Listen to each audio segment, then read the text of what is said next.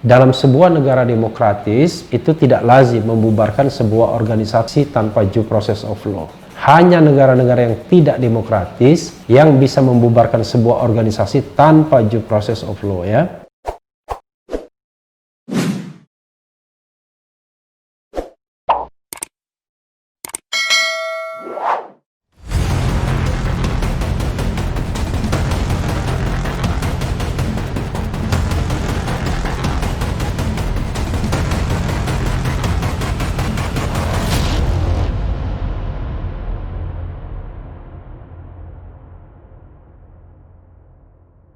Assalamualaikum warahmatullahi wabarakatuh, Sobat RH sekalian. Jumpa lagi kita di channel yang keren ini, Keren Cadas, ya. Kali ini saya ingin membacakan berita yang ngeri-ngeri sedap nih. Sebagaimana dilansir oleh beberapa media, salah satunya dari whatyouthink.com, ya. Ini media milik Eros Jarot, ya.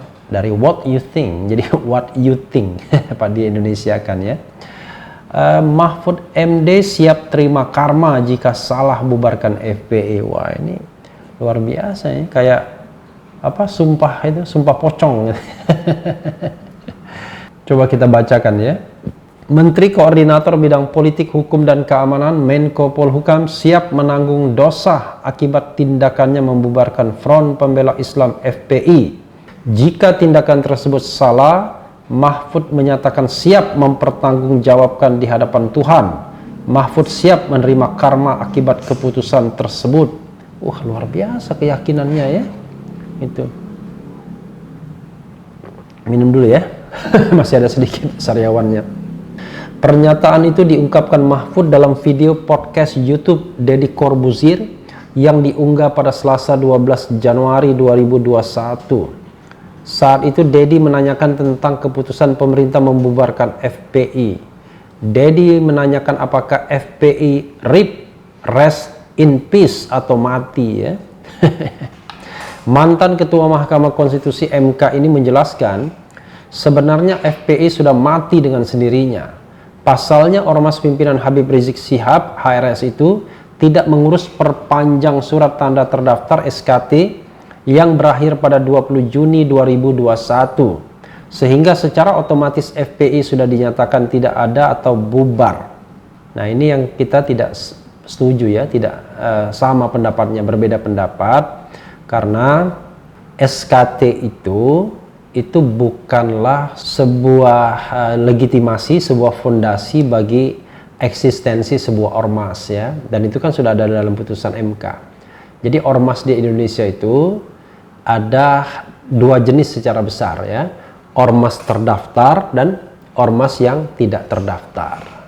Nah, ormas yang terdaftar itu ada yang berbadan hukum, ya, ada yang tidak berbadan hukum, ya.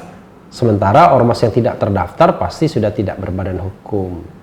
FPI ketika surat keterangan terdaftarnya habis, ya, dia menjadi ormas yang tidak terdaftar. Jadi kalau dia tidak terdaftar, apa kerugiannya? Ya, kerugiannya adalah negara tidak memiliki legitimasi untuk, ya, memberikan program bantuan kepada ormas tersebut karena tidak terdaftar di negara. Jadi negara bisa mencuekin ormas tersebut.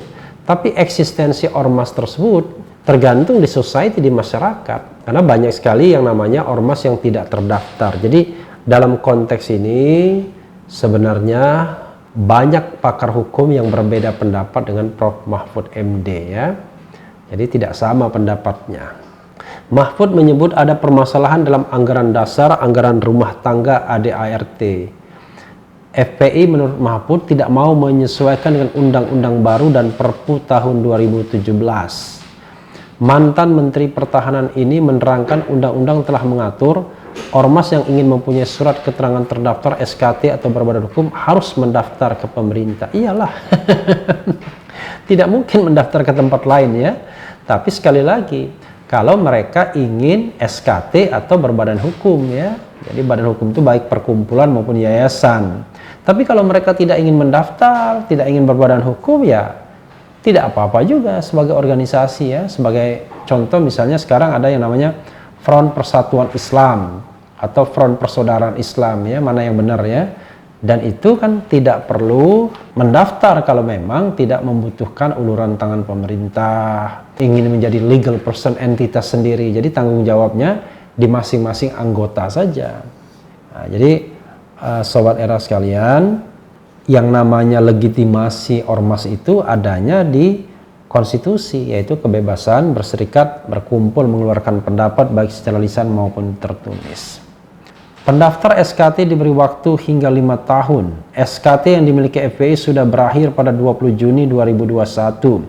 Jika ingin memperpanjang, FPI wajib menyesuaikan dengan Undang-Undang dan Perpu tahun 2017. Disinilah menurut Mahfud yang menjadi masalah.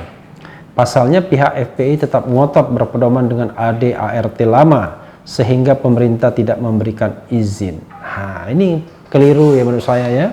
Ya mungkin beritanya juga ya, kita lihat. SKT itu adalah bukan izin. SKT itu adalah surat keterangan terdaftar. Izin itu tidak diberikan oleh negara ya. Tidak ada izin, tidak perlu izin untuk mendirikan sebuah ormas ya. Negara tidak memberikan izin karena pendirian sebuah ormas adalah bagian dari hak asasi manusia. Nah, izin itu kalau melakukan kegiatan-kegiatan ya, misalnya kegiatan apalah yang memang mengumpulkan massa, memang harus ada proses perizinan tertentu. Itu pun tergantung. Demonstrasi tidak perlu izin. Demonstrasi cukup pemberitahuan, beda lagi ya. Izin itu misalnya apa ya? Ya katakanlah kegiatan donor darah mungkin ya. Nah, itu mungkin atau kegiatan-kegiatan lain yang memang betul-betul memberikan izin. Izin keramaian misalnya, mengadakan panggung gembira dan lain sebagainya. Izinnya izin keramaian. Nah, jadi Sobat RH sekalian, tidak setiap hal itu membutuhkan izin dari pemerintah karena masyarakat tetap memiliki hak asasi manusia. Jadi tidak semua hak masyarakat itu kemudian diserap oleh pemerintah dan menjadi hak pemerintah atau penguasa untuk memberikan izin atau tidak memberikan izin. Dan saya pikir bahwa Prof. Mahfud sangat paham soal ini ya, bukan tidak paham. Tapi sekarang kan posisinya sebagai Menko Polhukam ya, tentu punya kepentingan ya untuk mengatakan bahwa pembubaran FPI itu sudah sesuai dengan prosedur hukum. Kalau menurut saya ya belum sesuai. Belum sesuai dengan prosedur hukum yang dimuat di dalam Undang-Undang nomor 16 tahun 2017 yang berasal dari Perpu nomor 2 tahun 2017. Jadi di situ sebenarnya proses pembubarannya jelas, harus melalui proses peringatan terlebih dulu. Apa yang mau diperingatkan dari FPI, ya kan? Katakanlah misalnya FPI mau diperingatkan apa? Yang dianggap bahwa dia menyalahi apa, kegiatannya apa, lalu penghentian kegiatan apa yang harus dilakukan, barulah pembubaran kalau kita mengikuti hukum. Tapi ya kalau kita mengikuti ayunan kekuasaan, suka tidak suka, atau misalnya mencatat kejadian-kejadian lama yang tidak jelas ya, maka itu ya menjadi subjektivitas kekuasaan. Dan dalam perspektif hukum saya mengatakan ini keliru, tapi Prof. Mahfud yakin tidak keliru, ya kita hormati saja. Namanya berbeda pendapat ya, tidak apa-apa juga. Nah, tetapi sekali lagi, dalam sebuah negara demokratis itu tidak lazim membubarkan sebuah organisasi tanpa due process of law. Ya, hanya negara-negara yang tidak demokratis yang bisa membubarkan sebuah organisasi tanpa due process of law ya. Saya lanjutkan. Selanjutnya Dedi menanyakan apakah Mahfud percaya dengan karma. Mahfud pun menjawab ia percaya karma dan dosa adalah balasan Tuhan. Saat itulah mantan politisi PKB ini mengatakan siap mempertanggungjawabkan keputusannya membubarkan FPI di hadapan Tuhan. Ya kita doakan yang terbaik ya. Kita doakan yang terbaik sesuai dengan keyakinan masing-masing bahwa Prof. Mahfud merasa yakin bahwa pembubaran ini benar ya, dan dia mau mempertanggungjawabannya di hadapan Tuhan. Ini bukan lagi soal pertanggungjawaban hukum, ini sudah pertanggungjawaban meta yuridis ya, sudah kepada yang maha kuasa ya. Mahfud justru merasa terlambat membubarkan FPI lah, malah terlambat ya. Itulah sebabnya selagi sempat ia memilih melakukannya sekarang. Mahfud menegaskan jika tindakannya dianggap salah ia berani bertanggung jawab kepada Tuhan. Tapi ada tulisan di bawah ini, jangan sesumbar Pak, hati-hati kena karma benaran. Ini tambahan dari dari what you think-nya mungkin ya, tambahan dari what you think-nya ya. Itu sobat era sekalian ya, karma Mahfud dalam pembubaran FPI ya.